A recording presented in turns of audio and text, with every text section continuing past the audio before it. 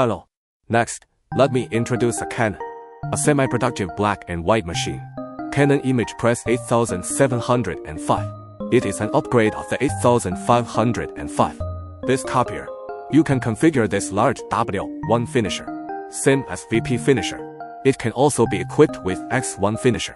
It has a resolution of 1200 x 1200. Its medium can accommodate 52 grams to 256 grams. It produces about 30 to 500,000 a month. What kind of user group is it suitable for? For example, a copy shop. It's at the beginning of the entry level. Its black and white machine may choose a machine like 6575. When the productivity of 6575 cannot meet the requirements, you can upgrade to buy such a machine.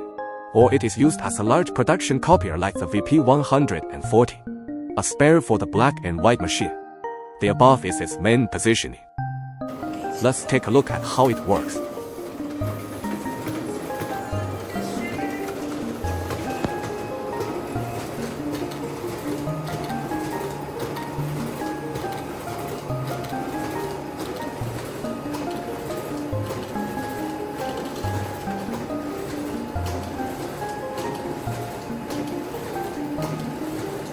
If you are interested, please contact us.